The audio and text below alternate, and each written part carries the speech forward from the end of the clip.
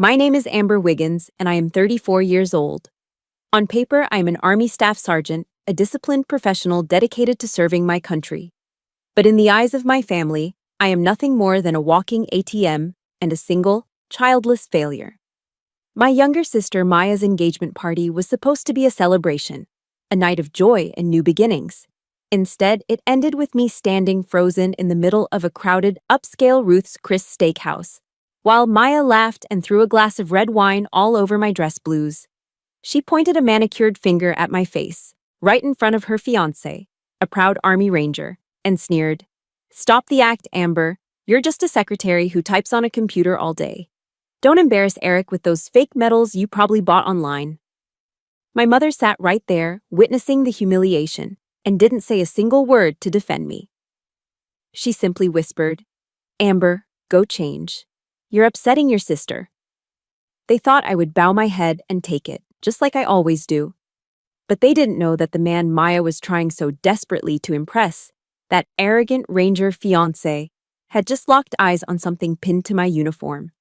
Something hidden beneath the wine stain that would make him snap to attention and call off this wedding immediately. Let me know in the comments what state you are watching from, and please hit that subscribe button if you have ever been looked down upon by your own flesh and blood. This story is the counterattack for every forgotten child who has carried the weight of the world in silence. But before that glass of wine shattered my patience, I have to tell you about the drive that led me straight into hell. I rested my forehead against the steering wheel of my beat-up Toyota Camry. The air conditioning was blasting, hitting the back of my neck with a chill that did absolutely nothing to soothe the pounding headache behind my eyes. 36 hours. That was how long I had been awake. I had just spent the last day and a half locked inside a windowless CIF, a sensitive compartmented information facility deep in the bowels of the Pentagon.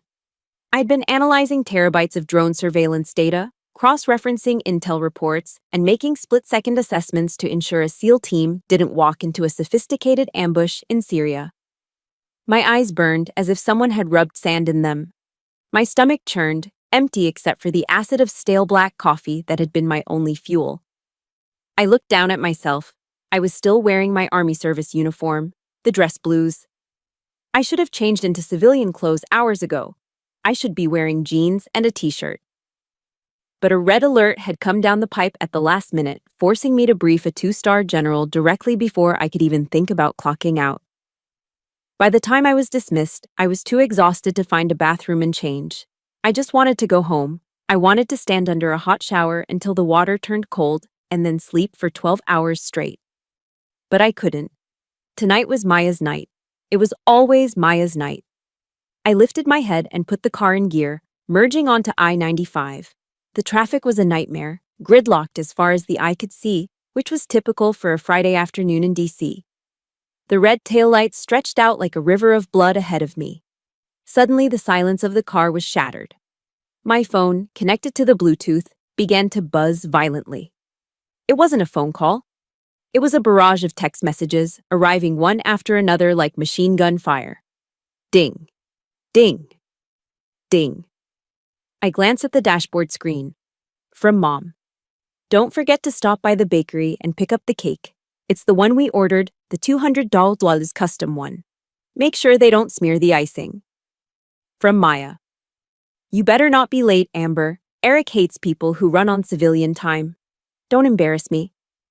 Another one from Maya, seconds later. "Oh, and remember to transfer the deposit for the dinner to the restaurant ASAP. My card got declined again. Oops." I gripped the steering wheel so hard my knuckles turned white. 15 messages in the span of 2 minutes. Not a single one of them asked, "Hey, Amber, are you okay?" Not one of them asked, "Did you have a hard shift?" Or, "Did you get home safe?" To them, I wasn't a soldier who had just spent 36 hours ensuring national security.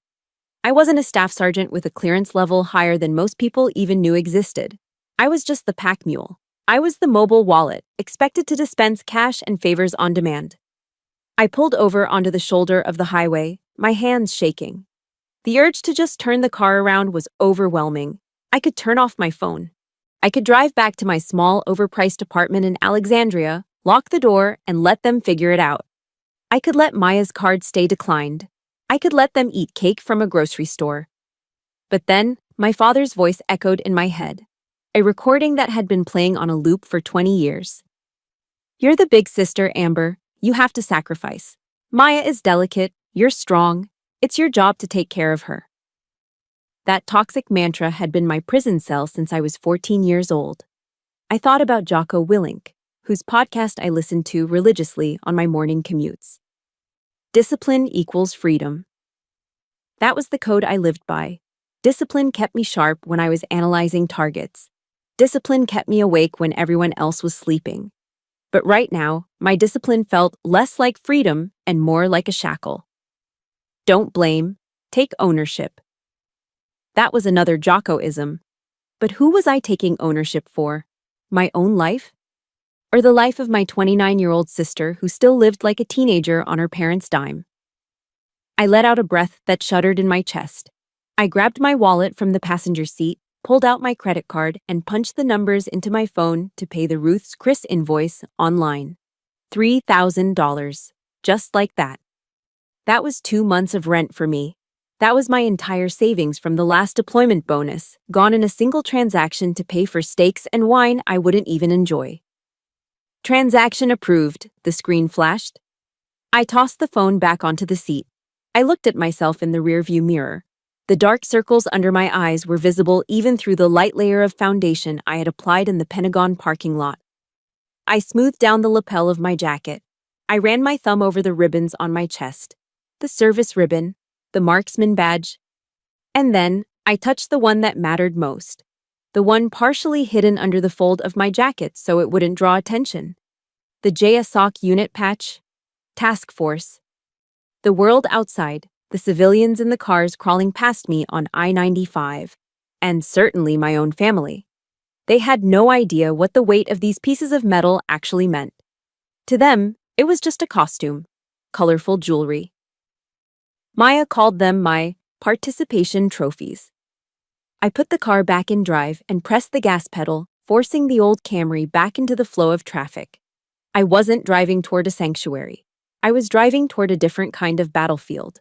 There would be no IEDs, no insurgent chatter to monitor, no drone feeds to watch. But there would be words. And in my family, words were sharper than shrapnel.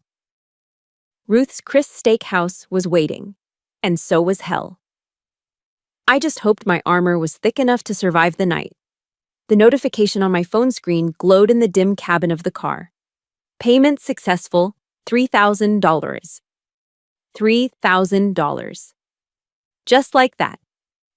I stared at the number, but my mind didn't stay in the present. That number was a key, unlocking a door I usually kept bolted shut. It dragged me backward, through a timeline of receipts and invoices that marked my life not by years, but by how much I had cost myself to keep my family afloat. I remember being 18 years old. Most kids my age were worrying about prom dates or college applications. I was working 3 jobs. My mornings started at 5 a.m. under the fluorescent lights of McDonald's, flipping hash browns. In the afternoons, I restocked shelves at the public library, inhaling the dust of old books. And my nights? I spent them answering calls at an answering service center until my voice went hoarse. I saved every single dime. I didn't buy clothes. I didn't go to the movies. I ate the free shift meals at McDonald's so I could hoard my paycheck. It took me 6 months to scrape together $1,500. It felt like a fortune. With shaking hands, I bought a beat-up Ford Taurus from a neighbor. It had rust on the wheel wells and smelled like stale cigarettes. But to me, it was a chariot. It was my ticket out. It was freedom. But the day I drove it into our driveway, beaming with pride, my father didn't smile. He didn't say, "Good job, Amber. I'm proud of your hard work." He stood on the porch, arms crossed, and looked from the car to me. "Maya needs a way to get to her classes at the community college," he said, his voice devoid of negotiation. "You're strong, Amber. You can take the bus. The walk to the stop will be good exercise for you." Just like that, the keys were snatched from my hand before I had even put the car in park. My freedom was transferred to Maya, who hadn't worked a day in her life. 2 weeks later, the call came at midnight. Maya had driven the Taurus into a telephone pole after a party. She was drunk. She was fine, not a scratch on her. But my car, my $1,500 of sweat and grease, was totaled. A crumpled piece of metal in a tow yard. When I got home, my parents weren't yelling at Maya for driving under the influence. They weren't lecturing her about responsibility. They turned to me, their faces twisted in disappointment. "Why did you buy such an old piece of junk, Amber?" my mother asked, shaking her head. "The brakes were obviously bad. You could have killed your sister with that death trap." That was the first lesson I learned in the Wiggins household. My assets were community property, but Maya's mistakes were my liabilities. The memories shifted, darker now. I was no longer a teenager flipping burgers. I was a recruit in boot camp. My feet were covered in blisters that had burst and bled into my socks. The cold of the Missouri winter seeped into my bones during our night marches. I was exhausted, pushed to my physical and mental limits, screaming cadence until my throat bled. In those rare, precious moments of downtime, while other recruits were reading loving letters from home filled with encouragement and care packages of cookies, I would open my envelopes. They were from my mother. But there were no words of pride. There was no, "Stay strong, honey." There were only numbers. "The electric bill went up this month because of the heat wave," she wrote in her loopy cursive. "Maya needs braces. The orthodontist says it's urgent. Your father's back is acting up again. He can't work overtime." They didn't see my enlistment as service to the nation. They didn't see the uniform. They saw me as a migrant worker who had gone off to a foreign land solely to send remittances back to the village. I wasn't a soldier. I was a breathing ATM, programmed to dispense cash whenever they pushed the button of guilt. And then there was the career. My career. Maya loved to introduce me to her friends, and especially to her boyfriends, as my sister, the secretary. "Amber works for the army," she would say with a dismissive wave of her hand, sipping her mimosa. "She does filing and answers phones. You know, administrative stuff." She conveniently ignored the 6-month deployment to Afghanistan, where I lived in a tent and ate MREs. She ignored the time I disappeared for weeks on classified ops. She ignored the faint, jagged scars on my forearm from the time a window shattered next to me during an IED blast near our convoy. Why did she do it? Why did my parents let her? Because if they acknowledged that I was a warrior, if they admitted that the black sheep was actually a wolf protecting the herd, it would shatter Maya's narrative. She needed to be the golden child, the delicate princess who needed protecting. And a princess can't shine if her sister is a badass. So, they stripped me of my armor. They reduced me to paper and staples. "Don't talk about the guns and the bombs, Amber," my dad would whisper before family gatherings. "It upsets your mother. It scares Maya. Just say you work in an office. Keep the peace." Keep the peace. That was code for, let us lie about you so we feel better about ourselves. But the climax of this twisted tragedy happened just last month. It was 2 a.m. on a Tuesday. My phone rang, jarring me out of a deep sleep. It was Maya. She was hysterical, sobbing so hard I could barely understand her. "They locked it, Amber. They locked the card," she screamed. "The venue needs the deposit by morning or they're giving our date to someone else. Eric will leave me. He'll leave me if I can't plan a simple wedding." "Do you want me to die alone? Is that what you want?" She wielded fear and guilt like a master swordsman. She knew exactly where to strike. And I, the fool, the trained soldier who could spot a terrorist threat from a drone feed but couldn't spot a manipulation right in front of my face, caved. I logged into my TSP, my thrift savings plan, my government retirement fund. I requested a hardship withdrawal. I took the tax penalty. I took the hit to my future. I transferred $10,000 to her account at 3 a.m. "Thank you, thank you, thank you," she had cried, hanging up the moment the transfer cleared. The next morning, I scrolled through Instagram while drinking my bitter coffee. There was a new post from Maya, a picture of her and Eric, beaming, holding hands in front of the wedding venue. The caption read, "So blessed. We got the venue of our dreams. Thank you to the universe for always providing and listening to my manifestations." Blessed Destines Manifestation. Wedding vibes. The universe. Not Amber. Not her sister who had just gutted her retirement savings. The universe provided. I was just the invisible conduit, the ghost in the machine that made her manifestations appear. I sat there in my car on the side of I-95, the engine idling, looking at that payment successful screen again. The anger that had been simmering in my gut for years began to boil. It was a thick, hot sludge in my veins. They had taken my first car. They had taken my paycheck. They had taken my identity. And now they were taking my dignity. I swiped the notification away. If you are listening to this and you feel a tightness in your chest because this sounds too familiar, I need you to hit that like button right now. And in the comments, I want you to type just one word: respect. Type respect if you believe that support goes both ways and that family shouldn't be a one-way street of taking. I put the car in gear. The memories faded, replaced by the harsh reality of the present. Ahead of me, through the windshield, the Ruth's Chris Steakhouse loomed like a fortress. And in the parking lot, standing under the warm glow of the entrance lights, I saw them, Maya and Eric, in the flesh. They were laughing. Maya was leaning into him, her hand on his chest, that expensive engagement ring, probably paid for by the universe, sparkling in the light. They looked like a magazine cover. They looked happy. And I looked like a wreck. I took a deep breath, smoothing the front of my uniform one last time. The ghost of the past was done haunting me. It was time to face the monsters of the present. I opened the car door and stepped out into the night. I watched them from the driver's seat of my Camry, the engine finally silent, but the heat of the drive still radiating off the hood. Maya and Eric. If you have ever seen an action movie, you know exactly what Eric looked like. He was the cliché come to life. He was a big guy, built like a linebacker, with sleeves of tattoos running down both arms. Even for a nice dinner at a steakhouse, he was wearing a tight tactical t-shirt with a Punisher skull on the chest, stretched to the limit over his biceps to make sure everyone within a 5-mile radius knew he worked out. Eric was an Army Ranger. I respected the tab. I respected the training. You don't get through Ranger school by being soft. But there is a difference between being a soldier and being a showboat. And Eric straddled that line aggressively. The problem wasn't his service.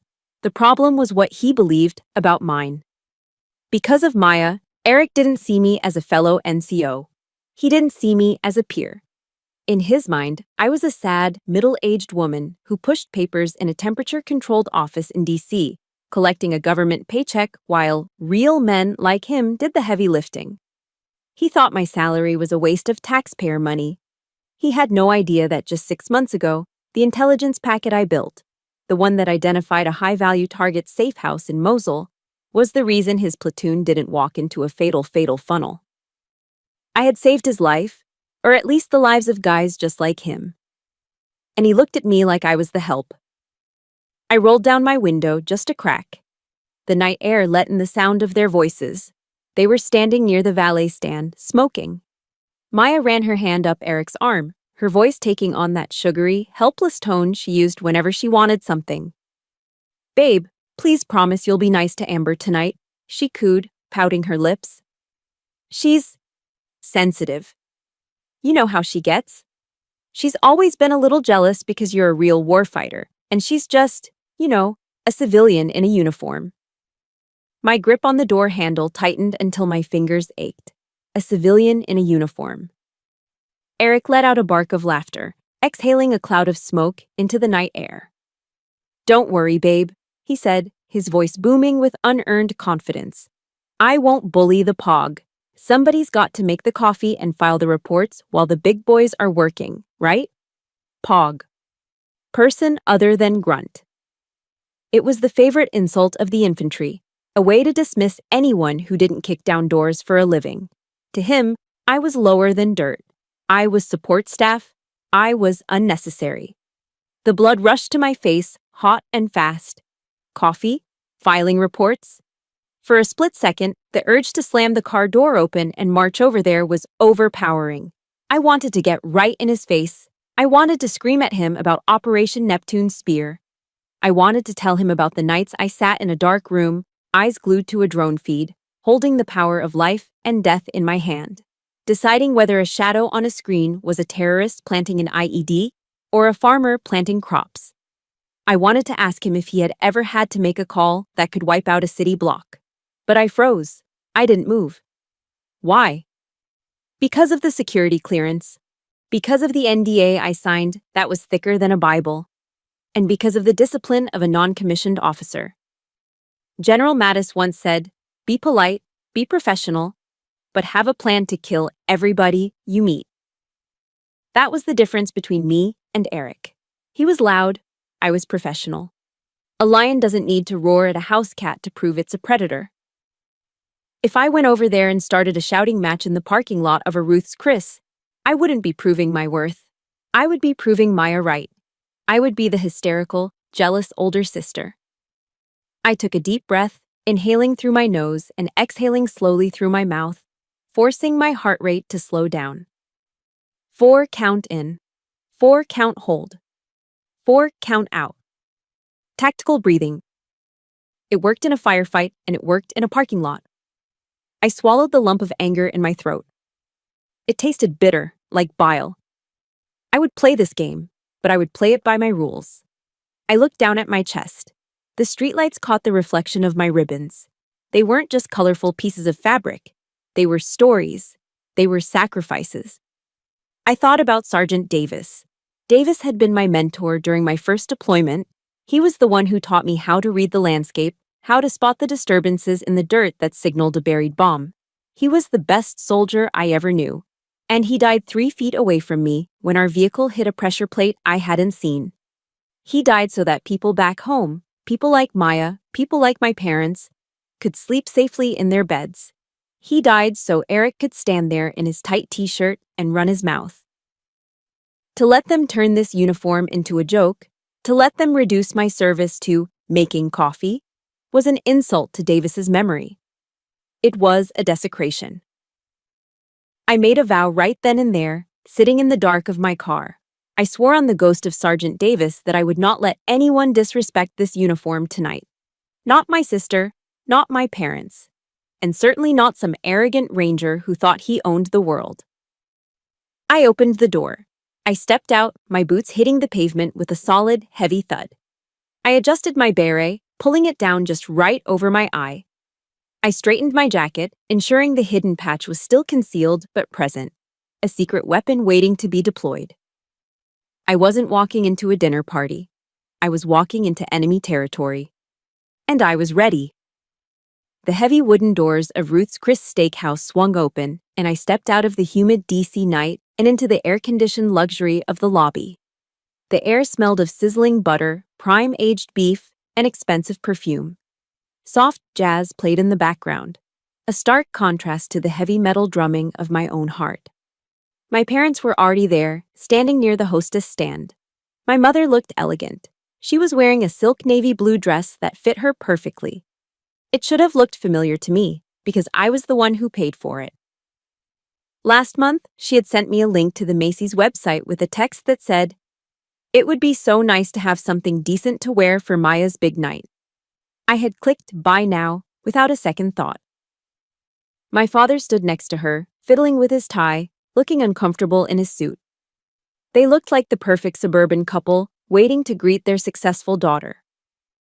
But when they turned and saw me, the smile slid off their faces like grease off a hot pan. My mother's eyes raked over my Army service uniform. She didn't see the crisp lines, the polished brass, or the ribbons that told the story of my career. She saw a costume. She saw an embarrassment. She didn't rush over to hug me. She didn't ask, "Amber, honey, you look exhausted. Are you okay?" Instead, she pursed her lips and let out a dramatic sigh. "Oh, for heaven's sake, Amber," she said, her voice pitched just loud enough for the hostess to hear. "I told you to change out of that stiff outfit. You look like a security guard who got lost on the way to the mall." A security guard. The insult landed with a dull thud in my chest.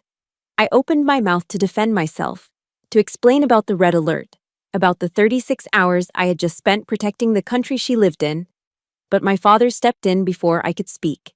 He grabbed my elbow, his grip tight, and pulled me a few steps away from the entrance, towards a potted ficus tree. He leaned in close, his voice a harsh whisper. Listen to me, Amber, he hissed, the smell of his cologne overpowering. Tonight is important.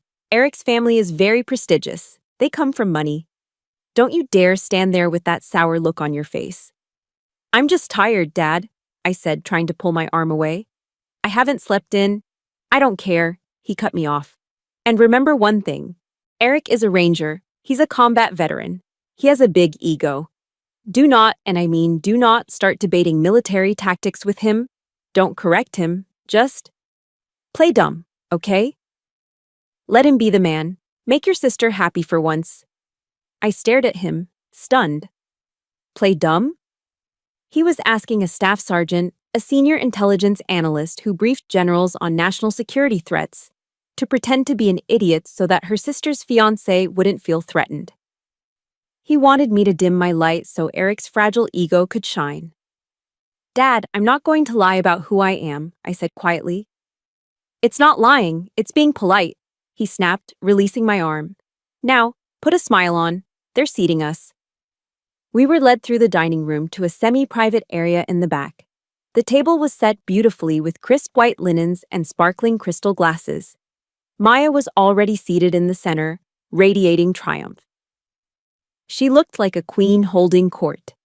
Eric was right next to her, his arm draped possessively over the back of her chair, looking every bit the conquering hero. My parents took the seats directly across from them, beaming with pride. And me? The hostess led me to the very end of the long rectangular table. My seat was on the corner, right next to the high-traffic aisle where the waiters were rushing back and forth with trays of sizzling steaks. Every time a server passed, I felt the wind of their movement. But the location wasn't the worst part. The worst part was who I was sitting across from. Directly opposite me sat an elderly woman with thick glasses and a hearing aid that was whistling faintly. It was Eric's great-aunt Mildred. She was smiling vaguely at a breadstick. The seating arrangement screamed the truth louder than any words could. I was the financier of this feast, the person whose credit card had just secured this reservation. But I was not a participant. I was the help. I was the outlier. I was essentially the guard dog stationed at the perimeter to ensure the royals enjoyed their meal in peace. I sat down, taking my beret off and placing it carefully on my lap, smoothing the wool fabric. I looked down the table. Maya was laughing at something Eric whispered in her ear. My mother was leaning in, rapt with attention. My father was pouring wine. They were a family.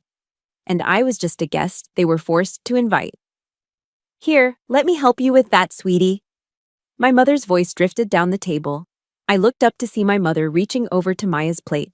She picked up a knife and fork and began to cut Maya's filet mignon into bite-sized pieces. Be careful, my mother cooed.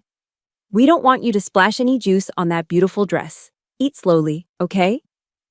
Maya, a 29-year-old woman about to get married, sat there and let our mother cut her meat like she was a toddler in a high chair. She smiled, basking in the attention. The sight made my stomach clench so hard I thought I might be sick. It wasn't just annoyance. It was a visceral, physical pain that ripped open a memory I'd tried to bury for 15 years. I was 19. I'd been training for the Army physical fitness test. I was doing pull-ups on a bar I'd rigged up in the garage. The bar snapped. I fell 8 feet onto the concrete floor. I heard the crack before I felt the pain. My left arm was broken, the bone pressing angrily against the skin. I had stumbled into the kitchen, cradling my arm, tears streaming down my face, white-hot agony shooting through my shoulder.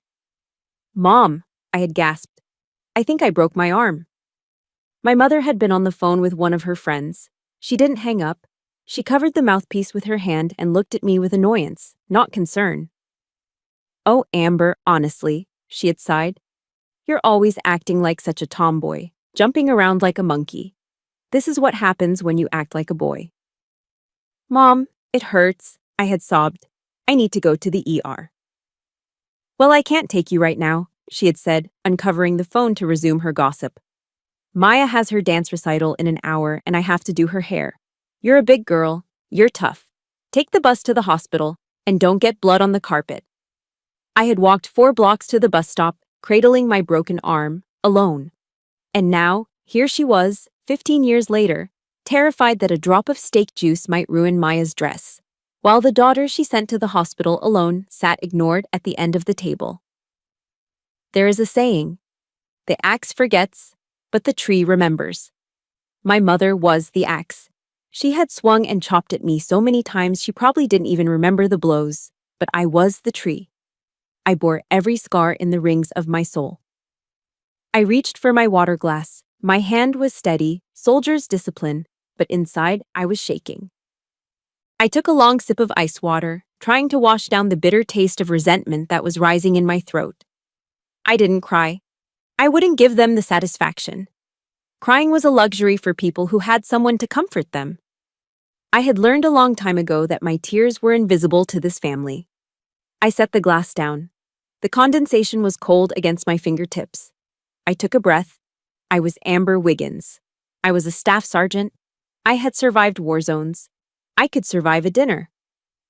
But as I looked up, I saw Eric leaning forward, a malicious glint in his eyes. He raised his wine glass, looking down the table directly at me. The silence was over. The attack was about to begin. The waiter arrived, placing a plate in front of me with a theatrical flourish. "Caution, madam," he warned. "The plate is 500 degrees." A thick ribeye steak sizzled violently in a pool of melted butter, the sound aggressive and loud, mirroring the boiling rage inside my chest. Around the table, everyone else was served. Expensive bottles of Cabernet Sauvignon were uncorked, the dark red liquid flowing into crystal glasses. Maya stood up, tapping her fork against her wine glass. Clink, clink, clink. The table quieted down. Maya smoothed her dress, making sure the light caught the massive diamond on her left hand, a diamond that I strongly suspected was purchased with the hardship withdrawal from my retirement fund. "I just want to say a few words," Maya began, her voice trembling with practiced emotion. "Thank you all for coming tonight. It means the world to Eric and me." She paused for dramatic effect, her eyes scanning the table before landing on me with a pitying smile. "And a special thank you to my big sister, Amber." My heart jumped a beat. For a split second, a foolish, childlike hope flared in my chest. Maybe she's going to acknowledge me. Maybe she's going to say thank you for the money. "Amber," she continued, "I know how hard it was for you to come here tonight. I know how busy you are with your office work, and I know how much you hate parties and being around people. So thank you for making the sacrifice to leave your little bubble for us." A ripple of polite, condescending laughter went around the table. The hope in my chest died instantly, strangled by her words. It wasn't a thank you. It was a backhanded compliment, a verbal slap disguised as a caress. In 3 sentences, she had managed to belittle my career as office work and paint me as an antisocial hermit who hated fun. I forced a tight, polite smile, gripping my napkin under the table until my knuckles turned white. "You're welcome, Maya," I murmured. Eric, emboldened by the laughter and perhaps the 2 scotches he'd had at the bar, leaned forward. His eyes were glassy, swimming with arrogance. "Yeah, Amber," he boomed, his voice carrying across the restaurant. "Maya tells me you work in HR or something? Personnel files? That must be thrilling." He chuckled, looking around the table to ensure he had an audience. His cousins and friends snickered. "It's intelligence analysis, actually," I said, my voice steady but quiet. Right, Intel. You guys stare at spreadsheets all day." Eric waved his hand dismissively. "Let me ask you a serious question, though. Since you're wearing the uniform and all, do you actually know how to shoot a gun? Or are you only qualified on the stapler?" The table erupted. "Watch out, Eric!" One of his groomsmen shouted from the other end of the table. "She might give you a nasty paper cut. That's a kill shot in the admin world." "Death by PowerPoint," another one yelled. They were howling now, wiping tears from their eyes. I sat there, frozen. The heat from my sizzling steak plate was nothing compared to the heat rising in my face. It wasn't just embarrassment. It was the feeling of being stripped naked and whipped in the town square while the villagers cheered. I looked across the table at my parents. "Help me," my eyes pleaded. "Dad, you know the truth. You saw my qualification scores." "Mom," You drove me to karate practice for 6 years until I got my black belt. You know I can take care of myself. Tell them. My father met my gaze. For a second, I saw a flicker of discomfort. But then, he looked at Eric, the ranger, the son-in-law he had always wanted.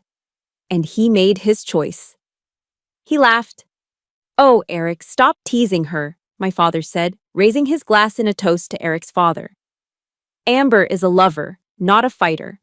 She's gentle. She doesn't know anything about guns or combat. She's book smart, you know? Good at school, bad at life."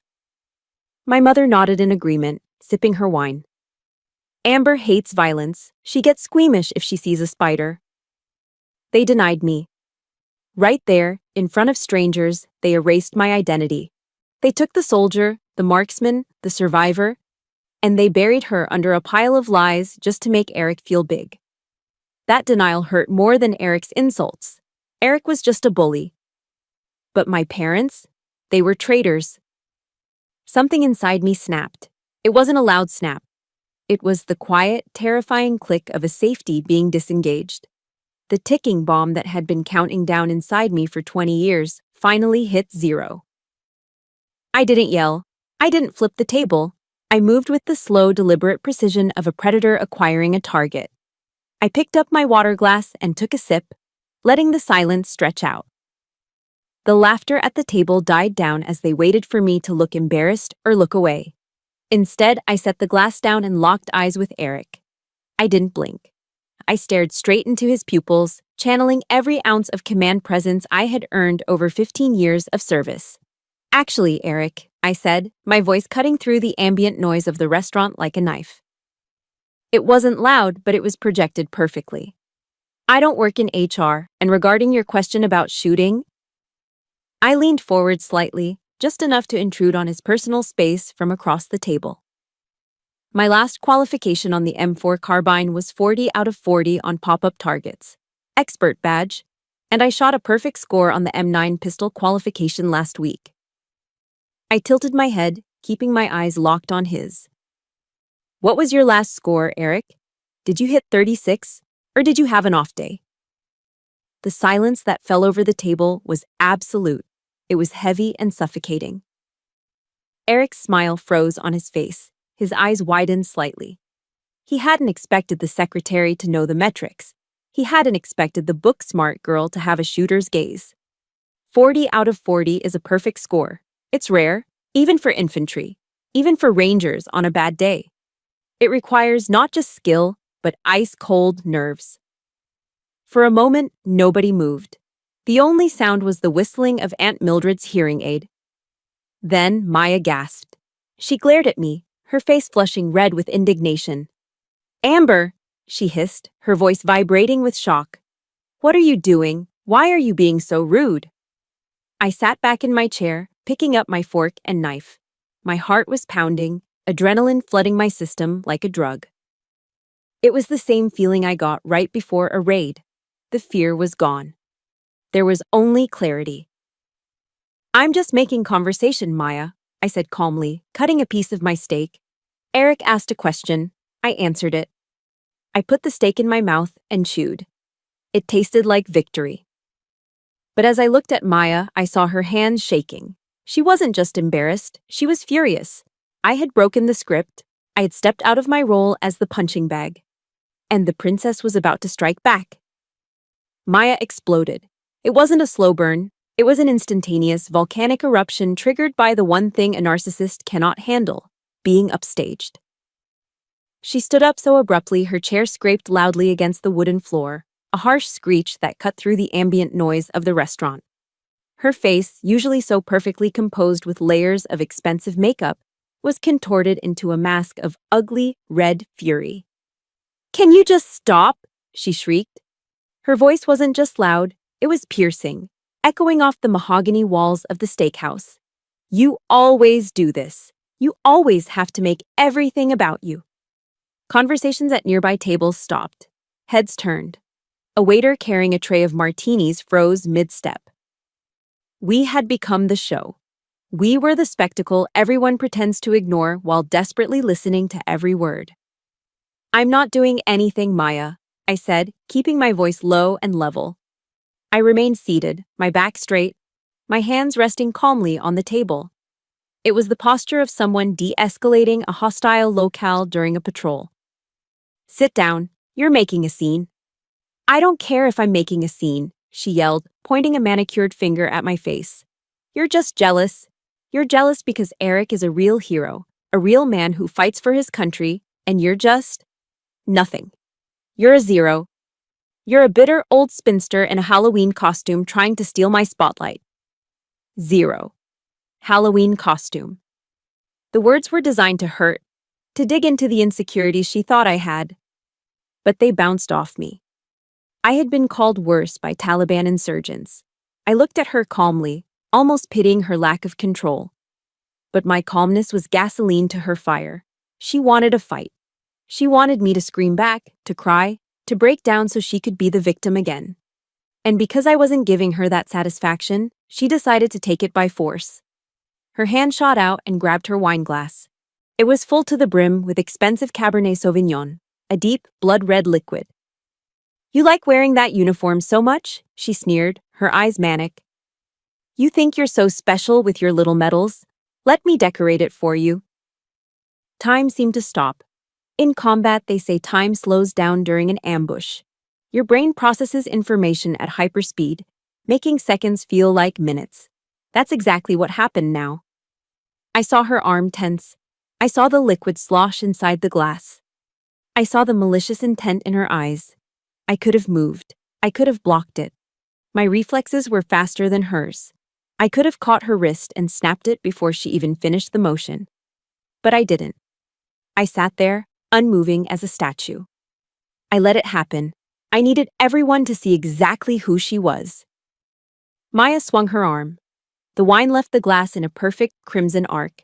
It hung in the air for a fraction of a second, shimmering under the warm lights of the chandelier, beautiful and destructive.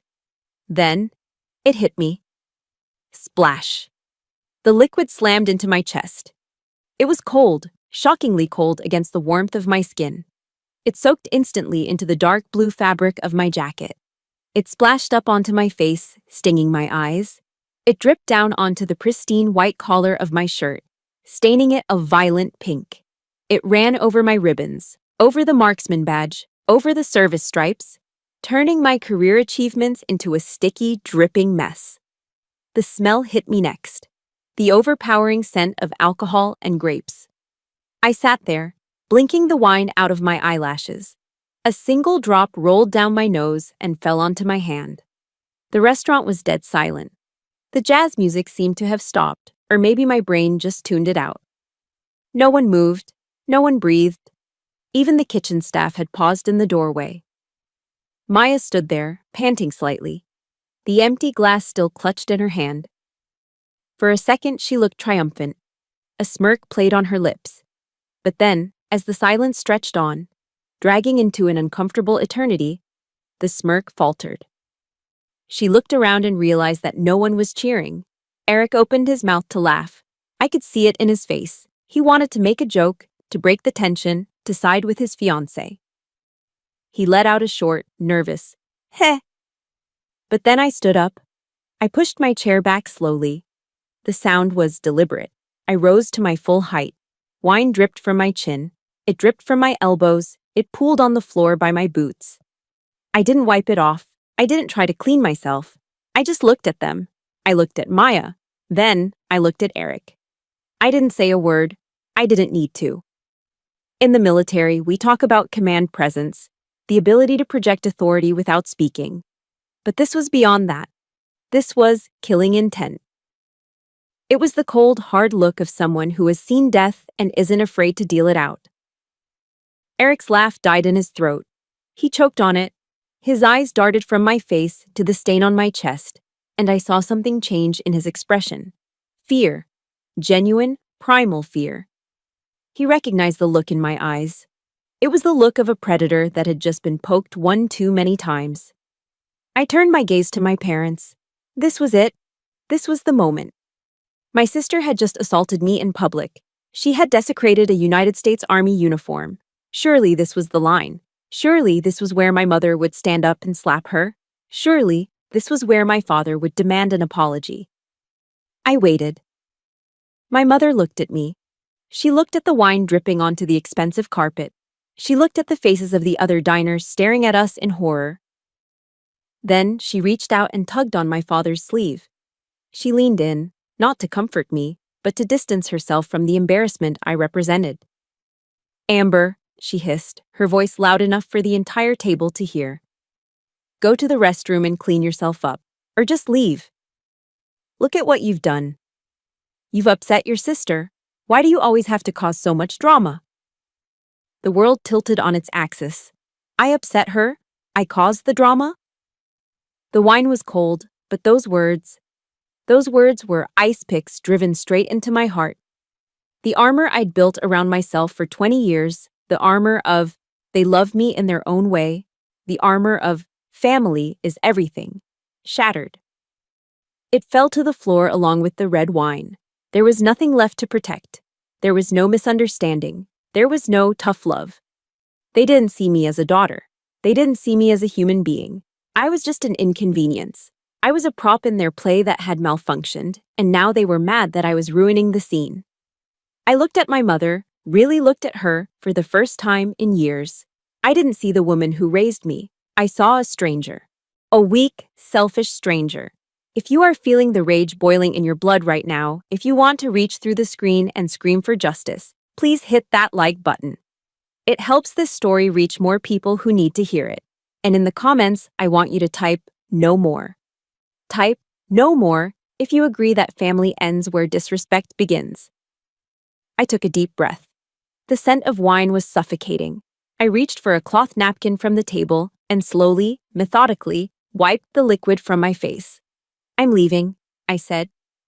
My voice was calm, terrifyingly calm.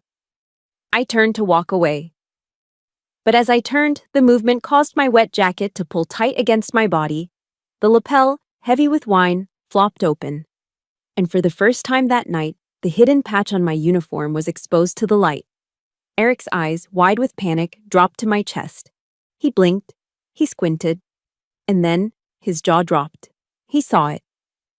The game was over. I stood there, the wine drying sticky and cold on my skin, watching Eric's face. I had expected him to laugh. I had expected him to make another joke about death by PowerPoint. I was already calculating the quickest route to the exit, ready to leave this toxic wasteland behind forever. But Eric didn't laugh. He stood up. He didn't stand up like a drunk man at a bar. He stood up slowly, rigidly, his eyes locked onto my chest. Specifically, they were locked onto the small subdued patch that had been revealed when the wine weighed down my lapel. It was a patch most civilians wouldn't recognize. It wasn't flashy. It didn't have a screaming eagle or a lightning bolt. It was simple. But in the community of special operations, that simplicity screamed louder than any shout. It was the unit patch for the Joint Special Operations Command, JSOC, the task force. Eric blinked, once, twice, as if trying to clear a hallucination. He took a step closer, ignoring Maya, who was tugging at his arm. The arrogance that had coated him all night like cheap cologne evaporated instantly. In its place was something else entirely. Recognition. And fear. He wasn't looking at me like a secretary anymore. He was looking at me the way a private looks at a minefield he just realized he was standing in. "That," Eric stammered, his finger pointing tremulously at my shoulder. "That's a task force patch. You're with the unit." His voice was barely a whisper, but in the silence of the restaurant, it carried. He looked up at my face, searching for confirmation. "You're a targeter. You're the ones who build the packages." Before I could answer, Maya jumped in. She let out a nervous, shrill laugh, sensing that she was losing control of the narrative. "Oh my God, Eric, stop it!" she cried, rolling her eyes. "What are you talking about? It's fake. She probably bought it on eBay or at a surplus store to look cool. She's just trying to trick you." Eric whipped his head around to face her. The movement was so violent, it made Maya flinch. "Shut up!" he roared. The entire restaurant gasped. My parents looked like they had been slapped. Maya froze, her mouth hanging open. This was her fiancé, her lapdog, her hero, and he had just barked at her like a drill sergeant. You don't know what the hell you're talking about, Maya, Eric continued, his face flushed. You don't buy these on eBay. This is a Tier 1 asset patch. Wearing this if you didn't earn it isn't just a lie, it's stolen valor. It's a federal crime. Nobody, and I mean nobody, would be stupid enough to wear that in a room full of military unless they were the real deal. He turned back to me, ignoring Maya's shocked whimpers. He swallowed hard. I could see the gears turning in his head. He was doing the math. The office work, the long hours, the vague descriptions of my job, the security clearance I couldn't talk about. It all clicked. He realized that while he was kicking down doors, I was the one telling him which doors to kick. He realized that the secretary he had been mocking all night was likely the reason he was still alive to mock anyone. He took a deep breath, and then he did something that made my father drop his wine glass. Eric brought his heels together. Snap. The sound echoed on the wooden floor. He straightened his back, pulling his shoulders down, chest out. He assumed the position of attention. And then he raised his right hand to his brow. A crisp, perfect salute. Staff Sergeant Wiggins, he said. His voice wasn't slurring anymore. It was crisp, respectful, terrified. I apologize. I didn't know. I was out of line. I disrespected a superior NCO and a member of the task force. It won't happen again. The world seemed to tilt on its axis for my family. My mother was staring at Eric like he had grown a second head. My father was looking at me with a mixture of confusion and dawning horror. And Maya? Maya looked like her entire reality was crumbling.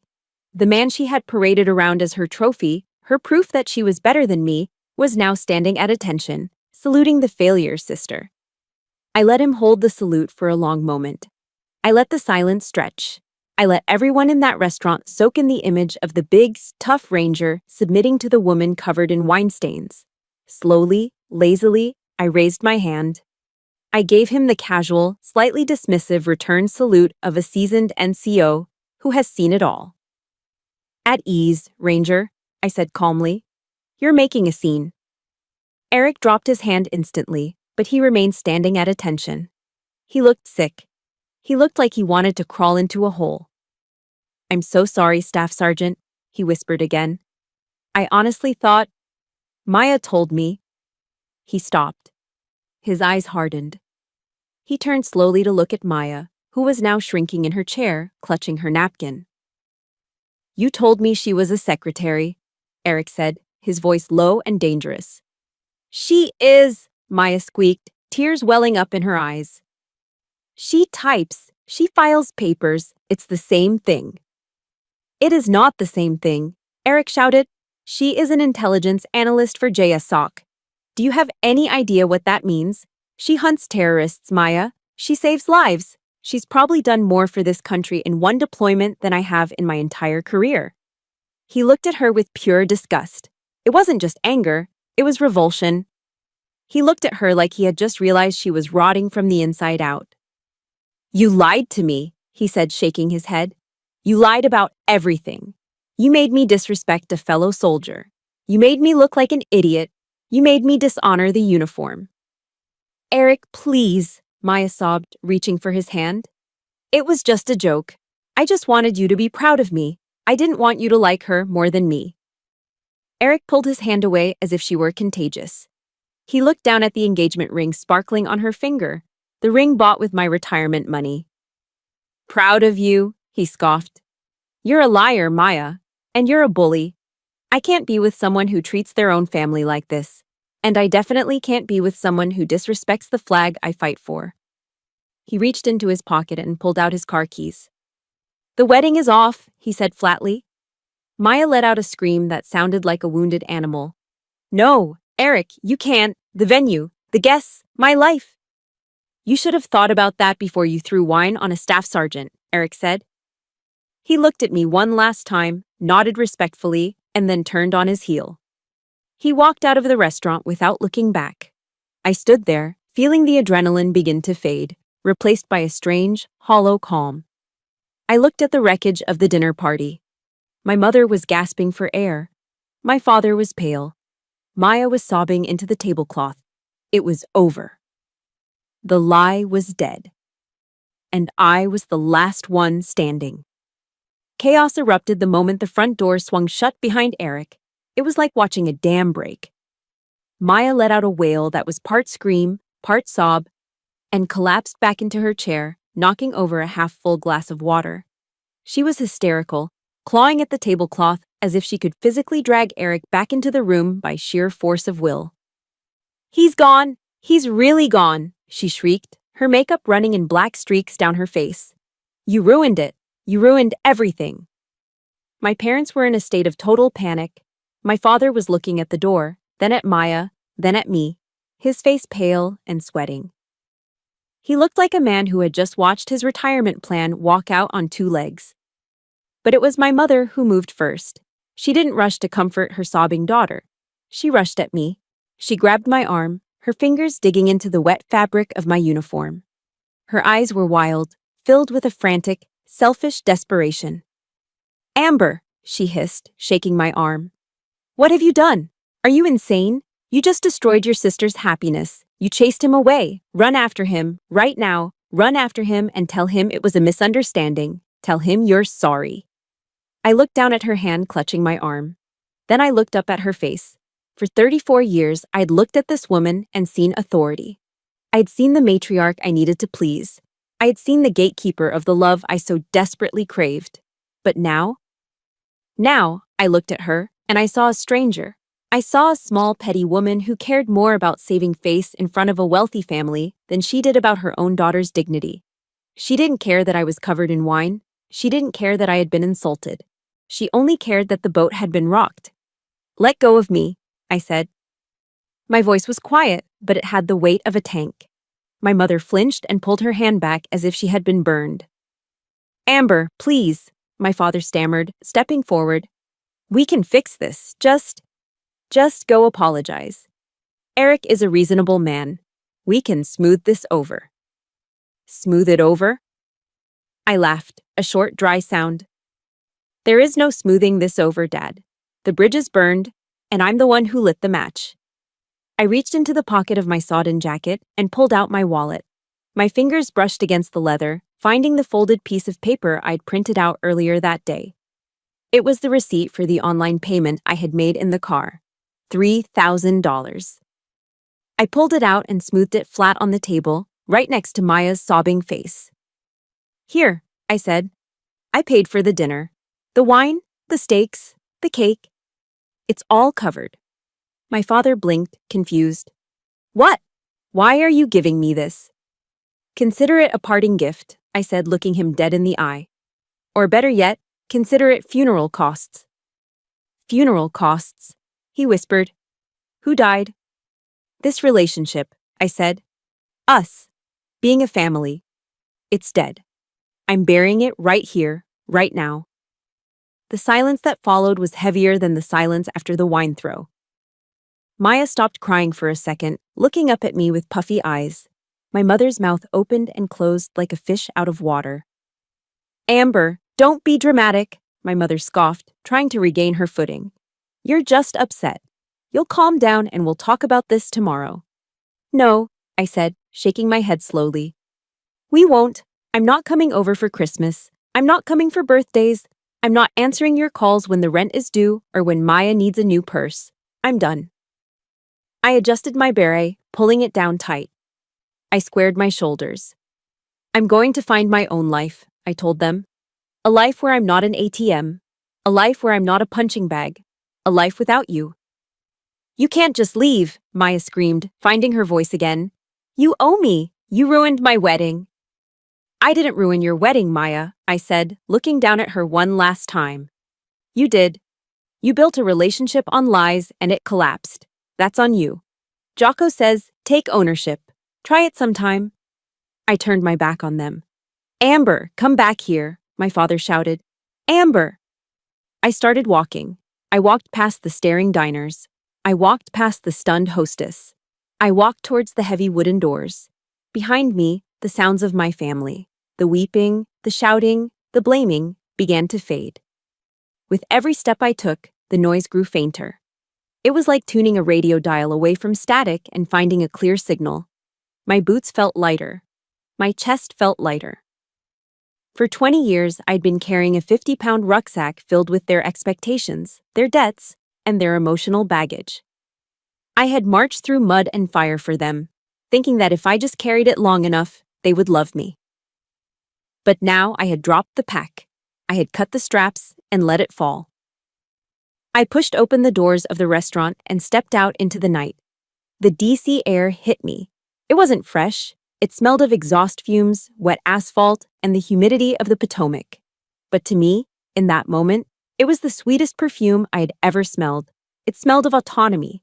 It smelled of peace. It smelled of freedom. I walked to my car, the old Toyota Camry that had been my sanctuary and my prison. I unlocked the door and slid into the driver's seat. I looked at myself in the rearview mirror. My face was streaked with dried wine. My uniform was a mess. But my eyes were clear. The exhaustion was still there, but the despair was gone. I pulled my phone out of my pocket. The screen lit up with notifications. 5 missed calls from Mom. 3 texts from Dad. A string of hateful messages from Maya. I didn't read them. I didn't listen to the voicemails. I opened my contacts list. I scrolled to Mom. My thumb hovered over the name for a fraction of a second. A tiny instinctive part of me, the little girl who just wanted her mother to hug her when she broke her arm, hesitated. But then I remembered the look on her face when she told me to clean myself up because I was embarrassing her. I pressed the button. Block caller. I scrolled to Dad. Block caller. I scrolled to Maya. Block caller. The screen went dark. It was done. The cord was cut. There was no going back. I put the key in the ignition and turned it. The engine roared to life, a steady, reliable hum. I put the car in drive and pulled out of the parking lot, leaving Ruth's Chris Steakhouse, leaving the wreckage of the engagement party, and leaving the Wiggins family behind in the rearview mirror. I merged onto the highway, heading home. Not to the home where I was a daughter or a sister, but to the home where I was just Amber. And for the first time in my life, that was enough. 1 year later. They say karma has no deadline, but in the case of the Wiggins family, it arrived with the speed and efficiency of a drone strike. When I cut the cord, I didn't just stop sending money. I removed the structural support beam that had been holding up their entire house of cards. And without me there to shore up the foundation, the collapse was spectacular. It started with Maya. Without Eric's dual income and without my emergency transfers, her lifestyle of brunch mimosas and designer handbags hit a brick wall. Her landlord didn't care about her manifestations, he cared about the rent. After 3 months of missed payments, he evicted her. I heard through a mutual acquaintance that it was ugly. She had to sell everything. The Michael Kors bags went on Poshmark. The Chanel clutch I'd bought her for her birthday went to a pawn shop. She even had to sell the engagement ring. Eric hadn't even asked for it back. He was so disgusted he just wanted to wash his hands of her completely. But even that wasn't enough. At 30 years old, the golden child had to pack her remaining belongings into trash bags and move back into our parents' basement. It was the ultimate failure to launch. The princess was back in the tower, but this time there was no prince coming to rescue her, and the castle was crumbling. My parents didn't fare much better. For years, they had lived beyond their means, relying on my contributions to cover the gaps in their budget. They treated my bank account like an extension of their own. But when the well ran dry, reality hit hard. The argument started. My mother blamed my father for not making enough. My father blamed my mother for spending too much. The stress of having Maya back home, unemployed and miserable, turned their house into a war zone. Bills began to pile up on the kitchen counter. The electric company sent final notices. The property taxes they had ignored for 2 years finally caught up with them, threatening a lien on the house. They tried to call me, of course.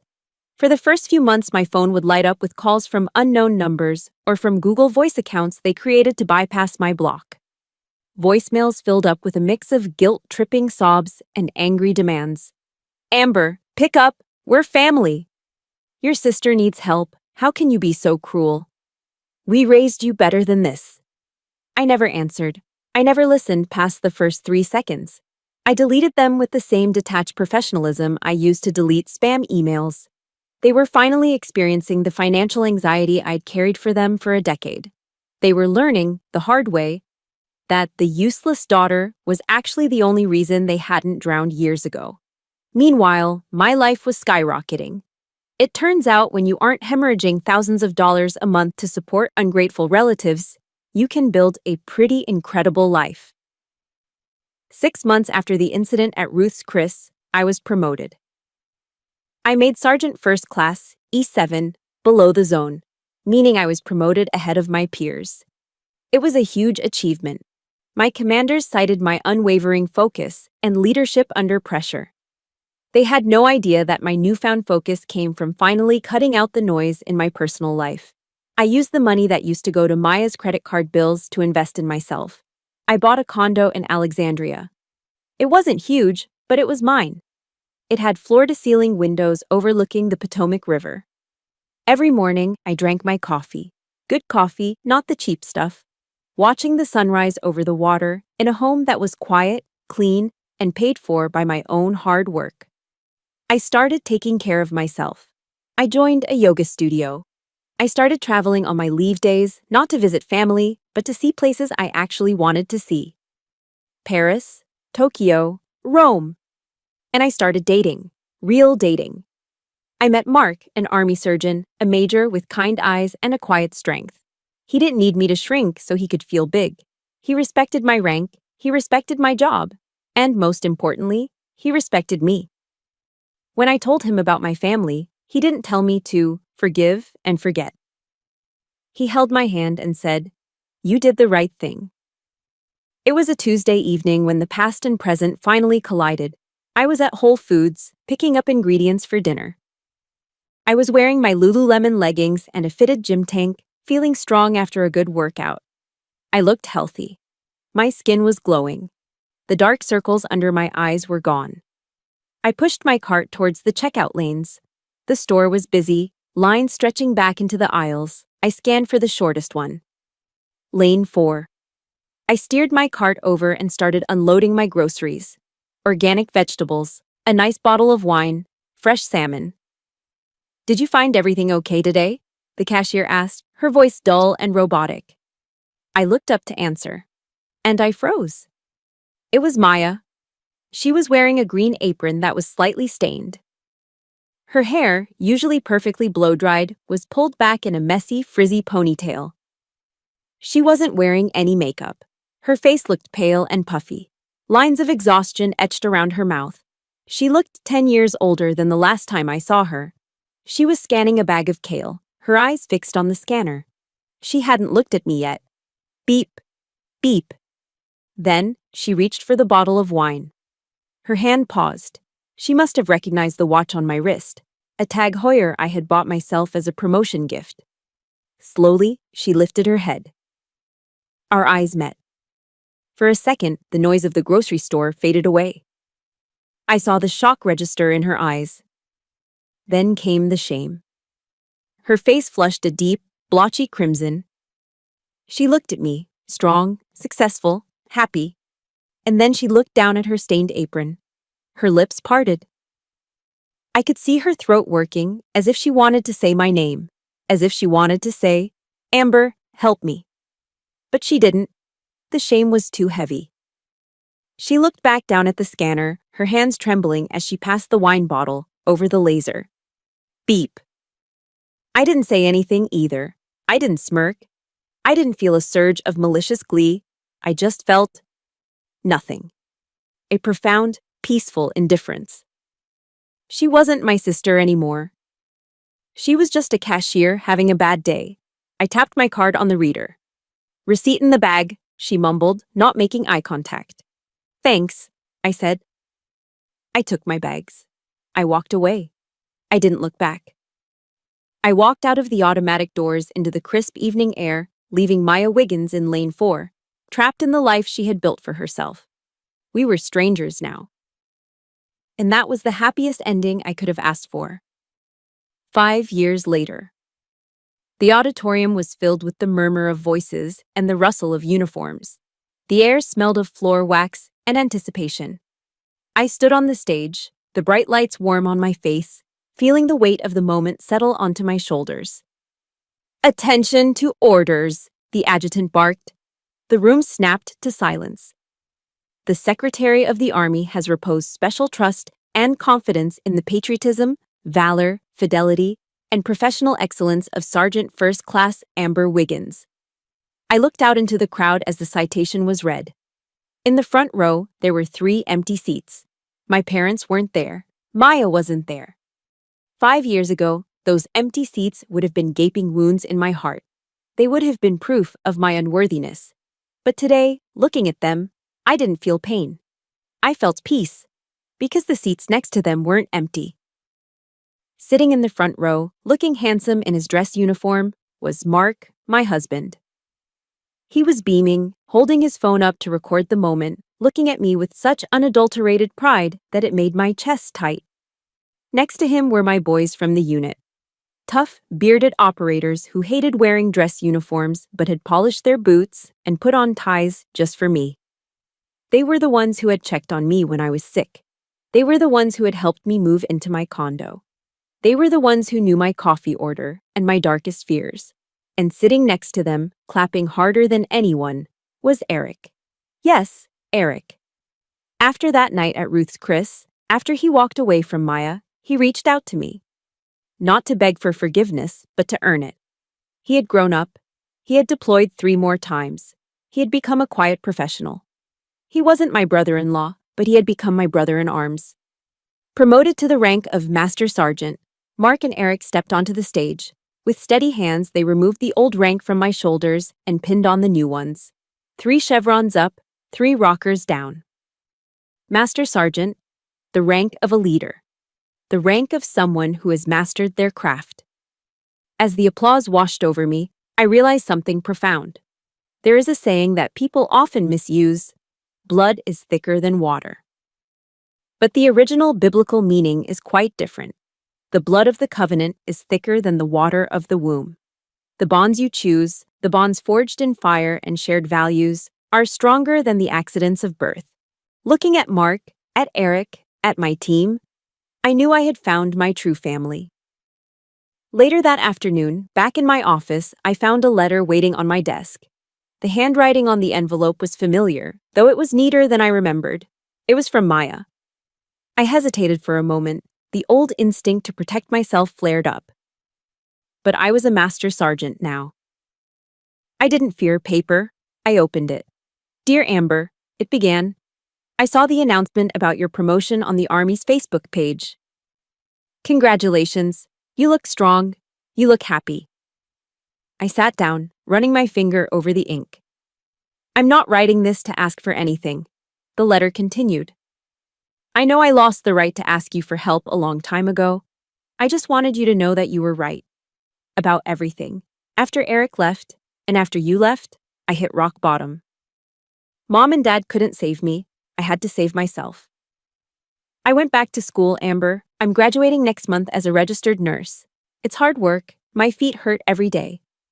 But for the first time in my life, I feel useful. I feel like I'm actually doing something instead of just taking. I know I can't undo the past. I know I can't unthrow that wine. But I want you to know that I admire you. I always did. I was just too insecure to admit it. I hope you have a wonderful life. You deserve it. Love, Maya." I folded the letter carefully and placed it back in the envelope. I didn't reach for a pen to write back. I didn't pick up the phone to call her. Forgiveness, I had learned, doesn't always mean reconciliation. I forgave Maya. I truly did. I was glad she had found a purpose. I was glad she was standing on her own 2 feet. But that didn't mean I needed to invite her back into my life. Some bridges are burned not to keep people out, but to keep the toxicity from following you. I could wish her well from a distance while keeping my peace intact. That was the boundary I had set. And it was the boundary that kept me healthy. I stood up and walked to the window. Outside, the American flag was snapping briskly in the wind against a clear blue sky. I thought about the woman I was 5 years ago, exhausted, used, desperate for crumbs of affection from people who were incapable of feeding me. I thought about the thousands of dollars I had wasted trying to buy their love. I had saved Maya, in the end, but not by giving her money, not by fixing her problems. I saved her by letting her fall.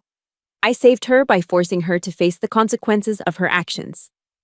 Sometimes the most loving thing you can do for someone is to say no. And more importantly, I had saved myself. I turned away from the window and looked at the reflection in the glass. I saw a woman who was whole, a woman who was respected, a woman who was free. If you are listening to this story right now and you feel a tightness in your chest because you see yourself in the Amber of 5 years ago, listen to me closely. If you are the one always giving, always fixing, always sacrificing while your family takes and takes and takes, stop. You are not an ATM. You are not a doormat. You are not a secondary character in someone else's movie.